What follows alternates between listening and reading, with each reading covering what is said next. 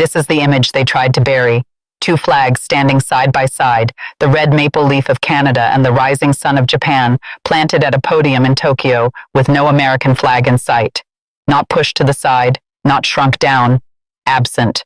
Completely, deliberately, unmistakably absent. As of 10 a.m. this morning, Monday, March 2nd, 2026, the geopolitical architecture of North America has been permanently altered. For the first time in modern economic history, two of America's most critical trading partners have just signed a bilateral trade framework that routes around Washington entirely. We are talking about a $450 billion comprehensive economic partnership between Canada and Japan. We are talking about critical minerals. We are talking about energy. We are talking about defense technology, semiconductor supply chains, agricultural exports, and liquefied natural gas. We are talking about the deliberate, calculated construction of an economic highway that runs from Ottawa to Tokyo and does not pass through a single American toll booth. Canadian Prime Minister Mark Carney and Japanese Prime Minister Sanae Takaichi stood at that podium this morning and announced what insiders are calling the most significant trade realignment since the formation of NAFTA. But unlike NAFTA, this deal was not built with American architects. It was built against them. Sources inside the Canadian Trade Ministry say the framework was negotiated in secret over the past 11 weeks, with final terms hammered out during Carney's whirlwind diplomatic tour through India, Australia, and Tokyo. The White House was not consulted. The State Department was not briefed. The U.S. Trade Representative's office learned about the deal from a Reuters wire alert at 9:47 a.m. Eastern. The reaction inside the West Wing, according to two officials who spoke on condition of anonymity, was volcanic. In this special report, we are going to break down exactly what this deal contains. We are going to explain the financial plumbing that makes it devastating to American interests. We are going to show you why Japan chose Canada over the United States, and we are going to answer the question that every economist, every strategist, and every retirement fund manager should be asking right now. Is this the moment America lost control of the Pacific trade architecture? Buckle up. History is being rewritten, and Washington is not holding the pen. To understand why this deal happened today, you have to understand the wreckage of the last 14 months. When Donald Trump launched his tariff offensive in February of 2025, the stated goal was simple: force trading partners into submission. 25% on Canadian goods, 25% on Japanese automobiles. Section 232 investigations into semiconductors, lumber, copper, and critical minerals. The IEEPA emergency declarations. The Liberation Day tariffs of April 2025. For a year, the strategy appeared to work. Countries scrambled to negotiate bilateral deals with Washington. Japan agreed to a framework in July 2025 that included a 15% tariff rate and a staggering $550 billion investment pledge into American strategic sectors. Canada absorbed punishing tariffs on steel, aluminum, and lumber while fighting back with $155 billion in retaliatory measures. But here is what nobody in the White House understood. Submission is not loyalty. Compliance under duress is not partnership. And when the Supreme Court struck down the IEEPA tariffs on February 20th, 2026, in the landmark Learning Resources versus Trump decision, the legal foundation of Trump's entire trade architecture crumbled. The 6-3 ruling didn't just invalidate the emergency tariffs. It sent a signal to every trading partner on Earth. The United States government cannot be trusted to honor its own legal framework. The rules change overnight. The tariffs appear and disappear based on presidential mood. The agreements you sign today get ripped up tomorrow. That ruling was the starting gun for the Canada-Japan deal. Sources inside the Japanese Ministry of Economy, Trade and Industry say that within 72 hours of the Supreme Court decision, Tokyo placed a call to Ottawa. The message was simple: we need a backup plan, and we need it now. Let us get technical about what this $450 billion framework actually contains, because the devil is not in the details. The devil is the details. The agreement has 4 pillars, and each one is a dagger aimed directly at American economic dominance in the Pacific. Pillar 1, critical minerals. Canada controls approximately 31 of the 34 minerals that the U.S. Department of Defense has classified as critical to national security. Lithium, cobalt, nickel, rare earth elements, uranium, potash.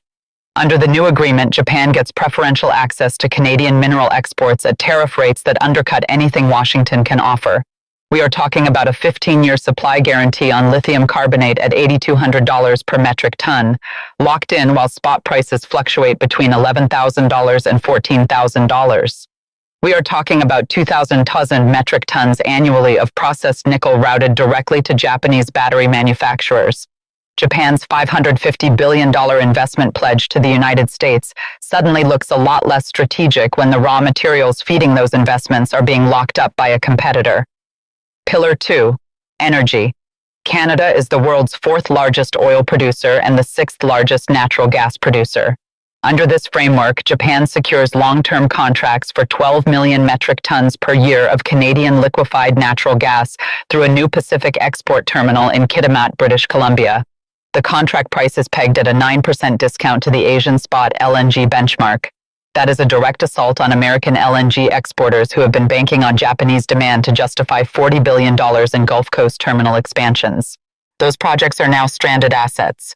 The math is brutal. Japan was importing approximately $17.8 billion in American LNG annually.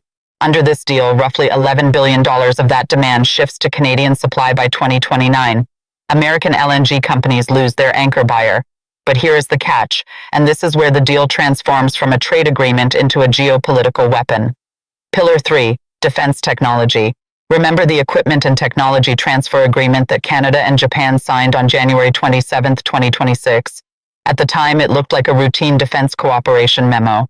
Sources inside the Canadian Department of National Defense now say it was the Trojan horse for this entire framework. The ETTA allows Japanese defense companies to co-develop military technology with Canadian firms. Under the new expanded partnership, Japan will invest $28 billion over 10 years in Canadian defense manufacturing, including submarine components, cybersecurity infrastructure, and Arctic surveillance systems. This is not about trade. This is about Japan building an alternative security supply chain that does not depend on American defense contractors. Lockheed Martin, Raytheon, Northrop Grumman. These companies have been printing money from Japanese defense procurement for decades. Japan's defense budget hit $56 billion in fiscal year 2025. If even 15% of that procurement shifts to Canadian-Japanese joint ventures, American defense stocks hemorrhage approximately $8.4 billion in projected revenue. Pillar 4. Agricultural exports and food security. Japan is the world's largest net food importer. Canada is one of the world's largest agricultural exporters. Under this framework, Japan eliminates remaining tariffs on Canadian wheat, pork, canola, beef, and seafood within 5 years, accelerating the timeline already established under the CPTPP. The deal includes a dedicated food security reserve where Canada guarantees emergency grain shipments to Japan in the event of supply chain disruptions.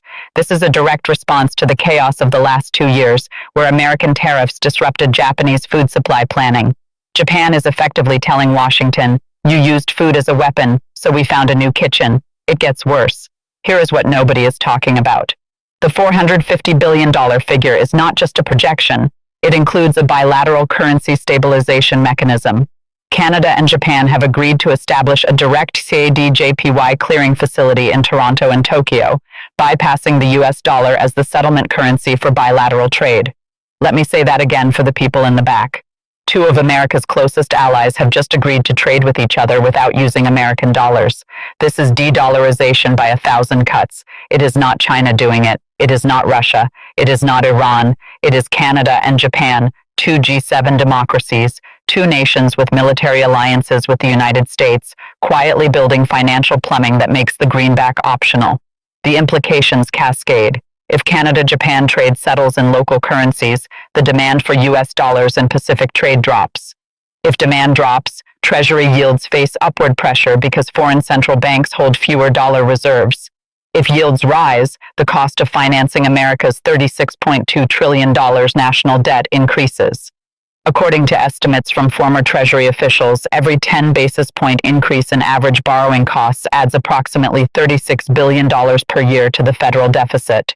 This one trade deal, by reducing dollar demand in Pacific bilateral flows, could cost the U.S. Treasury between $15 billion and $40 billion annually in higher financing costs over the next decade. That is the hidden cost. That is the number nobody at the White House is calculating because they are too busy screaming about maple syrup tariffs. Sources inside the West Wing describe the mood as apocalyptic. The president reportedly learned about the deal from a Fox Business segment at approximately 10:15 a.m. Eastern. He was not briefed by his own trade team. He was not warned by intelligence services. He found out the same way you did, from television. According to sources close to the Oval Office, Trump's immediate reaction was to demand that the U.S. trade representative impose a 100% tariff on all Canadian goods within 24 hours. He was reportedly reminded that the Supreme Court just struck down his authority to use IEEPA for tariffs, and that Section 122, which he invoked as a replacement, caps emergency tariffs at 15% for 150 days. The president then reportedly demanded that the Department of Justice investigate Carney for violating the USMCA, the trilateral trade agreement that is up for renewal this year. The problem is that the USMCA does not prohibit Canada from signing trade deals with other countries. It never did. It governs trade between the three parties. Canada is free to trade with whoever it wants, under whatever terms it wants, with any currency it wants. Trump spent 14 months treating the USMCA like a leash. It turns out it was a suggestion. The psychological dimension here is devastating. Trump built his entire economic identity on the idea that America is the indispensable partner. You need us more than we need you. That was the leverage. That was the threat behind every tariff, every trade war escalation, every social media post calling Canada the 51st state. But today, Canada and Japan stood at a podium and said, actually, we do not need you. We built something better. For a man who measures his worth in deals and dominance, this is not just a policy failure. It is an identity crisis. Let us push the scenario to the extreme, because the domino effect of this deal extends far beyond two countries. The European Union has been watching Carney's trade diversification campaign with intense interest. Sources inside the European Commission say that Brussels has been in preliminary discussions with both Ottawa and Tokyo about a trilateral framework that would create a transoceanic trade bloc encompassing Canada, Japan, and the EU. The combined GDP of such a bloc would exceed $25 trillion, roughly equivalent to the entire GDP of the United States. If South Korea, Australia, and the United Kingdom join, which they are eligible to do under the CPTPP framework, you are looking at a trading alliance that represents approximately 45% of global GDP operating with reduced dependence on American markets and American currency. This is the nightmare scenario that American strategists have warned about since the early 2000s. The unipolar economic order does not end with a bang. It ends with a conference room in Tokyo and two flags that are not the stars and stripes. The base is going to be split on this. The MAGA faithful will see Carney's move as an act of economic warfare. They will demand retaliation, they will call it betrayal, and they will be furious that their president, the great dealmaker, got outmaneuvered by a former central banker from Canada. But the business wing of the Republican Party sees something different. They see $11 billion in lost LNG revenue. They see defense contracts migrating north. They see critical mineral supply chains being locked up by a foreign competitor. They see the dollar's reserve status being quietly eroded by allies, not enemies. The Chamber of Commerce is already drafting a letter to the White House urging restraint. Retaliation, they argue, would push Canada deeper into the arms of Japan, the EU, and potentially China. Escalation is strategic suicide. What does Beijing think when it sees this? They see vindication. For years, China has argued that America's alliance system is fragile, built on economic coercion rather than genuine partnership. Today's deal proves it. When America treats its allies like subordinates, those allies eventually find the door. But Beijing also sees a threat. The Canada-Japan framework includes explicit provisions on supply chain security, semiconductors, and critical mineral processing that are designed to exclude Chinese dominance. This is not an anti-American deal, it is an anti-dependency deal. It weakens Washington, but it also builds walls against Beijing's resource monopoly. China loses its leverage over Japanese rare earth supply. Canada becomes the alternative. The great irony is that Trump's tariff war was supposed to contain China. Instead, it created a new economic architecture that contains everyone, including the United States. What does Putin see? He sees NATO fracturing along economic lines. If Canada and Japan are building defense technology together without American involvement, the Atlantic Alliance looks weaker. If the dollar is being sidelined in Pacific trade, American sanctions become less potent. Every tool America used to punish Russia for Ukraine, sanctions, dollar weaponization, trade isolation, becomes 10% less effective when allies start building alternative financial rails. This deal does not just hurt American trade, it degrades American power projection globally. Now here is the constitutional question that nobody in Washington wants to answer. The USMCA is scheduled for joint review in 2026. All three parties, the United States, Canada, and Mexico, must agree to extend the agreement or it begins a sunset process. Canada has leverage now that it has never had before. Carney can walk into the USMCA review and say, "We do not need this deal as badly as you think. We have Japan, we have the EU pipeline, we have 12 new agreements across 4 continents. Give us fair terms, or we let USMCA expire and redirect our economy east." That is the nuclear option, and it is now credible in a way it has never been before. If USMCA collapses, the integrated North American auto supply chain, which crosses the US-Canada border an average of 7 times during production, disintegrates. American automakers face tariff costs of approximately $2,400 per vehicle on Canadian-sourced components. The big 3, GM, Ford, and Stellantis, absorb an estimated $14 billion in additional annual costs. Those costs get passed to American consumers. The average price of a new car in the United States jumps by $3,100 to $4,600 depending on the model. And the Japanese automakers with plants in Canada, Toyota, Honda, Nissan have a new option. They can retool those Canadian facilities to serve the Japanese and European markets directly, bypassing the American consumer entirely. The auto jobs go north, the supply chain pivots east, the Rust Belt bleeds again. History teaches us that empires do not fall to superior military force.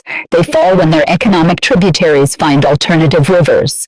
The British Empire did not collapse because of a single battle. It collapsed because the colonies discovered they could trade with each other and with rivals more profitably than they could trade with London. The Roman trade network did not shatter because of a barbarian invasion. It withered because provinces on the periphery built their own commercial routes and stopped sending grain to the capital. Today, the tributaries are redirecting.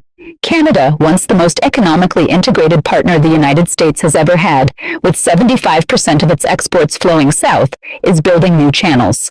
Carney's stated goal is to double non-U.S. exports within a decade. This deal with Japan is the first concrete megastructure in that project. The founders of the American economic order, the architects of Bretton Woods, the designers of the Marshall Plan, understood something that the current administration has forgotten. Hegemony is maintained through generosity, not coercion. You keep allies in your economic orbit by making the orbit more attractive than the alternatives. When you make the orbit punishing, when you slap tariffs on your neighbor's steel and lumber and call them a national security threat, when you threaten to annex their territory and call their prime minister weak, you do not create compliance. You create the Canada-Japan deal. You create the exit. This is not just a trade story. This is the stress test of American economic supremacy. Can the world's largest economy survive when its closest partners start building parallel systems? Can the dollar remain the world's reserve currency when G7 allies establish bilateral clearing facilities that route around it? Can American defense contractors maintain their dominance when Democratic allies co-develop weapon systems without Pentagon involvement? Can a president who promised America first explain why America is now being put last by its own friends? We are in uncharted waters. The maps drawn at Bretton Woods in 1944 are obsolete. The assumptions that governed 7 decades of Pacific trade are collapsing, and the man in the Oval Office, the self-proclaimed master of the deal, just got outdealt by a Canadian economist and a Japanese prime minister who decided that the cost of American friendship had become higher than the cost of American absence. Watch the markets when they open tomorrow. Watch the LNG futures. Watch Canadian dollar-yen trading volumes. Watch for the European Commission statement that sources say is being drafted right now, congratulating Canada and Japan on their new partnership. Watch for the Pentagon assessment on defense supply chain vulnerability that was reportedly commissioned at 11:30 a.m. today. Watch for Trump's response and understand that it will not be measured. It will not be strategic. It will be rage, because this is not a policy problem that can be solved with a tariff. This is a relationship problem, and relationships once broken do not respond to threats. They respond to trust. And trust, in the world of Trump-era trade policy, is the one commodity America has run out of. For every American worker whose job depends on cross-border trade, for every retiree whose 401k is tied to multinational supply chains, for every farmer who sells grain to Japan, for every defense contractor who relies on allied procurement, this deal is not a foreign policy abstraction. This is your paycheck. This is your pension. This is the architecture of your economic life being redesigned by 2 countries who decided that doing business with America was no longer worth the chaos. The flags are planted in Tokyo. The ink is drying, and in Washington the only sound is the echo of a dealmaker who forgot that the best deals are the ones your partners actually want to keep. Subscribe. Stay tuned. The history books are being rewritten this week, and the chapter on American economic dominance may have just received its closing paragraph. Let us get technical about one final mechanism because this is the detail that will keep Treasury officials awake tonight. The bilateral clearing facility, the CAD-JPY settlement system, is not just a convenience, it is a prototype. Sources inside the Bank of Canada say the system was designed to be modular, meaning other currencies can be plugged into the same infrastructure. The architecture uses distributed ledger technology, a blockchain-based settlement layer that clears transactions in under 4 seconds, compared to the 48-hour settlement window of the traditional SWIFT dollar system. If the EU plugs the euro into the system, if Australia adds the Australian dollar, if South Korea connects the yuan, you have a parallel global payment network that operates outside the dollar system entirely. The Federal Reserve loses visibility into allied trade flows. The Treasury Department loses the ability to enforce financial sanctions through dollar choke points. The entire sanctions architecture that America used against Russia, Iran, and North Korea becomes optional rather than mandatory for allied nations. That is the end game. That is what a $450 billion trade deal between Canada and Japan actually means when you follow the plumbing to its logical conclusion. It is not about maple syrup and automobiles. It is about who controls the pipes through which the global economy flows. As of this morning, America's grip on those pipes just loosened, and the water is already flowing east.